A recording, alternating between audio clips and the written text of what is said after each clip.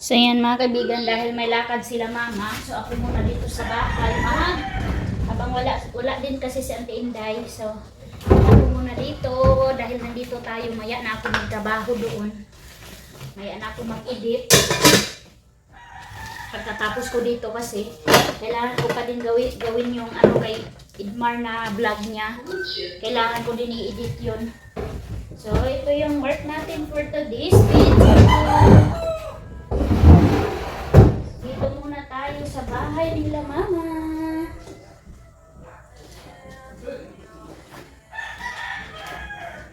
Yan ang problema si mama mga kaibigan sa sa pag-budget. Kasi wala nang grocery dito sa bahay. Yan, nagsahod din si Ate Maninay ng mga panday niya.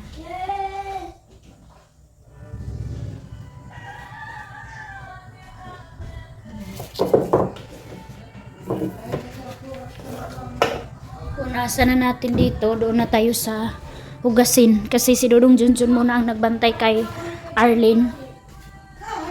Siya muna ang magpatulog mga kaibigan kay Arlene kasi tulungan ko muna sila mama dito. Hugas muna tayo para walang alalahanin si mama na hugasin pagbalik niya. Ito yung mga bigay ni Mami Kitaryo na mga mga kaibigan.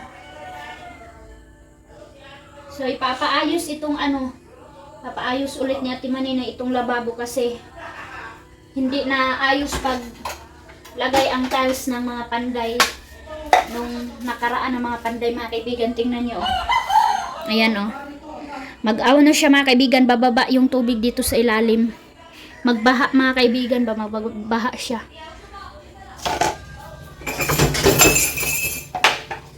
Ayan yung ko mga kaibigan, yung update ko sa penso. Sabi ko ipabalik ko siya kasi bakit puro white yung kasi sabi nila sa akin yung meron silang available light blue, light green. So ko mga kaibigan, nag-asa ako na yung dumating is yun na. Pero sa ngayon, tapos yung mga order sa mga roller brush, hindi siya mga kaibigan, maliliit, hindi magamit. Kaya ayun, ibabalik na naman doon sa hardware. Papalitan siya mga kaibigan. So buti, punta sila mama ngayon, mapalitan ka agad. So nag-decide gusto ko sana mga kaibigan sa labas, light blue, light green. Pero nag-decide na, unsa man na lo?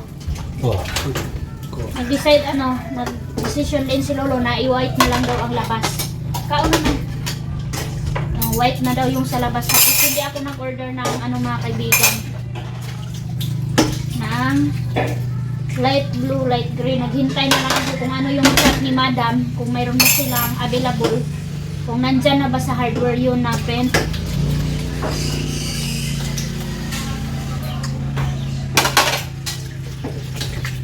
Yan, kumain na sila mama. Kung alis na sana sila mga kaibigan, mayroon nangyari sa kalabaw, nahulog daw mga kaibigan sa pangpang, hindi makaakyat, nanghina na daw mga kaibigan. Buti mayroong mabubuting puso mga kaibigan na nakapagsabi kaagad kay Papa, kaya pinuntahan kaagad, kaya na-delay yung lakad nila today. 8:45 na mga kaibigan. Ang pasawa ni Mother. Yan na lang nato kasi.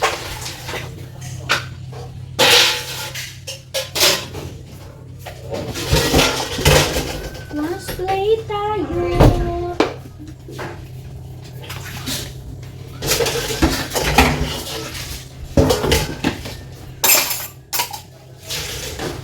Hindi pa nakauwi si Ate Maninay.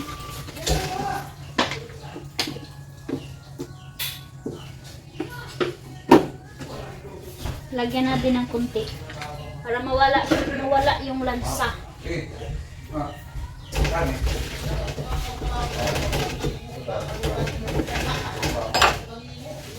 Yan ngayon din mga kaibigan, ipunta nila Dodong Junjun yung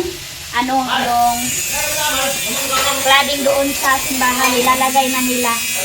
So kahoy na lang talaga mga kaibigan ang kulang. Isang day ang kasi pinto namin noon mga kaibigan ng Sunday para malagyan ng cladding ng church namin.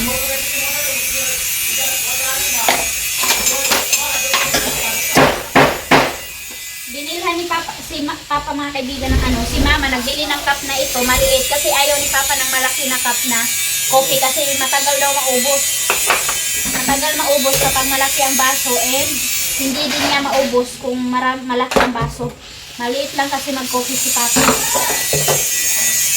Ayan, maingay na mga kaibigan. Work na sila. So, trabaho muna din tayo dito.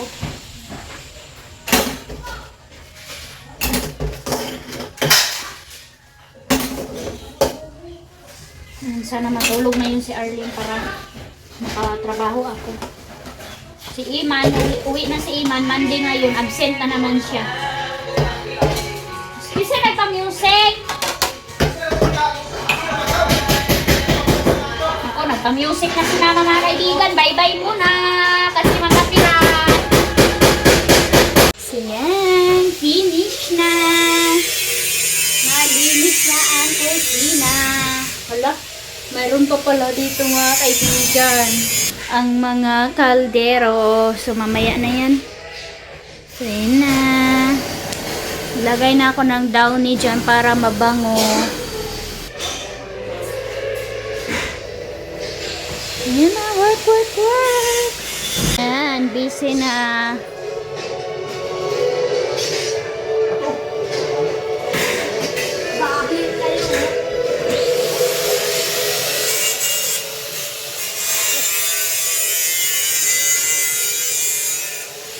Diyan pala si Lolo nagtrabaho, oh. Sa Jamses. Jamses si Mama.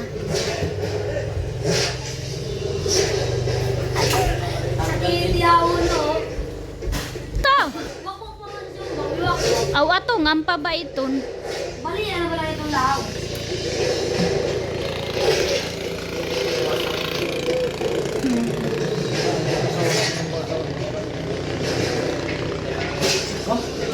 Uy! Ayan si Lolo. Barnes.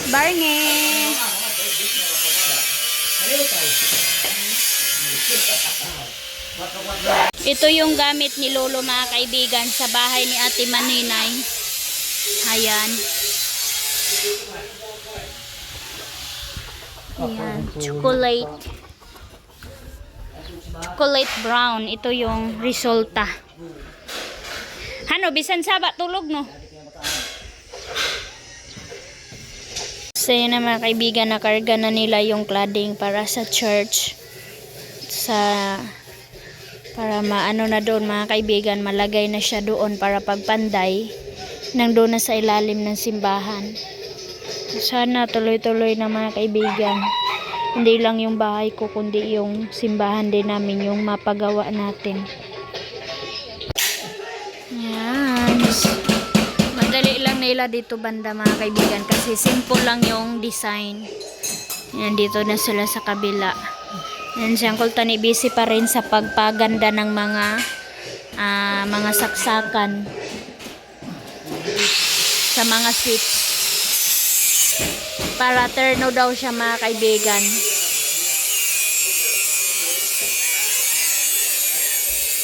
Ayan na mga kaibigan, nagkulong na ako dito sa kwarto and edit na tayo sa vlog ni Idmar mga kaibigan. Tulungan na namin siya ni Ate Maninay and soon mga kaibigan si Dudong Junjun naman yung tulungan ko. Sana maging vlogger na din siya mga kaibigan. Ini-encourage ko talaga siya na mag-vlog siya. Oh mga kaibigan, dito na kami sa bahay ni Mala and tapos na si mama niya gidit. So nakiktok pala siya sa inyo. Ayan mga kaibigan, oh. Pag tinitingnan niya yung camera, yung dito, yung mga tinutok niya talaga, oh. Ayan, oh. Smile pa. Adik na talaga siya cellphone itong bata na to. Hi. Sana. Ay, sleep na. La la la la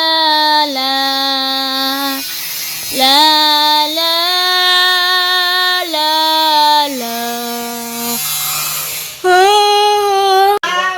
Relax time. Snack sana pero coffee sila.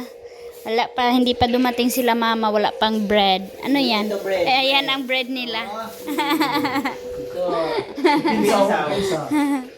Ayan. Sabi nila mag-half-day na lang daw sila para manood. Kapon. Pang israt. Patay, bad shot. Patay, ikog-ikog, limbalim ba humayuhay? Patay! Billiard pala. Kamok! Ah! Na na. Pildi na. Okay yan. Nadamay pa si Lolo. Adla. Hop! Hop! Hop! Sus. Dia anak. Dia anak. Ayan, nakalingaw. Nalingaw ang mga bilyador pala to sila.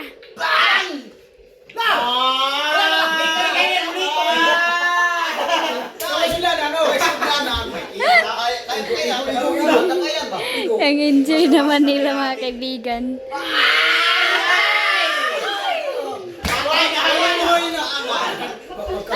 Pustahan, pustahan. Tana, shoot na. Pilipinas na. Og taga. Hindi, dumanin na po, ano, murag po, Pepsi yan po ang truck. Hani, itag nila kanino yun, murag Pepsi. Coca-Cola. Pilipinas, oh. Ayan, tanggalin ni Uncle Tani yung ano, tanggalin yung saksakan. Nabi, yung na kayo dito.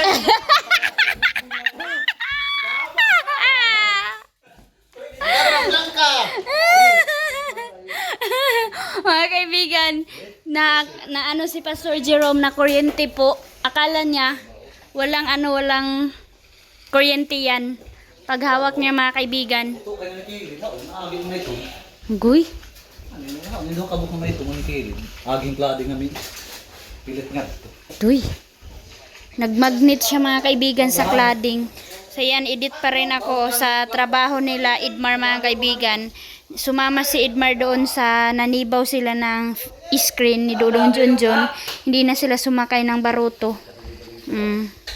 Kado mga kaibigan. So ngayon, i-off muna ang plangka. Tapusin lang muna nila dito. Pag ano, tapos ibalik ulit.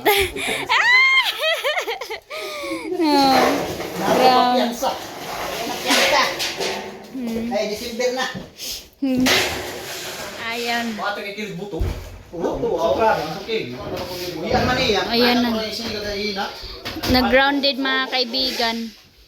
Grounded dyan sa cladding. Eh, nabitawan ni Pastor Jerome yung ano. Nabitawan niya. Bitawan niyang cladding. Kadelikado. Kasi hindi nalagyan ni Dudong Tutot ng masking tape. Wala, hindi niya nalagyan ng tape. Yung doon nga sa amin mga kaibigan, delikado din yun. Pero nalagyan niya yung pagbalik niya. Si Lolo.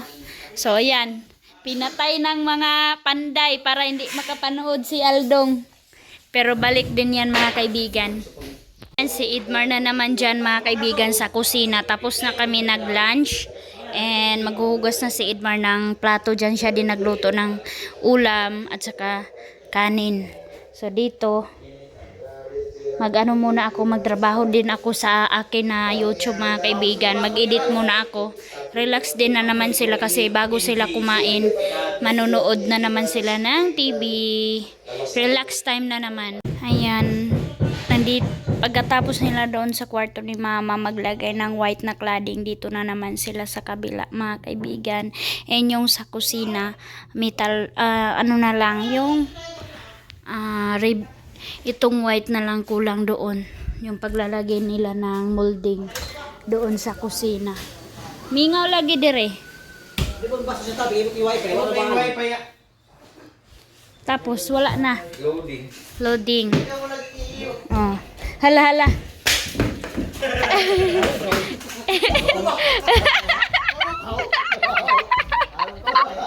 Ganyan talaga ang trip nila dito mga kaibigan. Parang mga Ngayon, ang mga munga tulo. parang mga ano lang ba, parang mga bata lang. Uli mo dito, Wilma, tulo, dito uli ni ba? Kung pasumangin lang mo. Tulo ni mo, bakit kasi niluli ba ako sa loob? Pahaw. Yeah. Malapit na. wifi doon. Oh, whitey pa ako kay Kuno. So ito na mga kaibigan, pagkatapos nila dito, nadala na ninyo ang ano, tiles. Pagkatapos nila dito, sa tiles na naman sila. Kaya kunting kimbot na lang talaga mga kaibigan. Yay! Sana totoo na mag-blessing na si Ate Maninay. So, ito ang ladies update sa buhay and ganap sa bahay ni Ate Maninay dito sa Agusan, Mars. Pandayan na naman mga kaibigan. Another gastos na naman si Ate Maninay ninyo. So, kaya todo kayod si Ate Maninay and nakarelax na si Ate Maninay paggastos dito ng malaki-laki sa kanyang bahay kapag nakapag-blessing na siya and yung supportahan na lang niya yung pang monthly grocery na lang nila mama mga kaibigan. So yes, malapit na mga kaibigan. God bless sa inyo.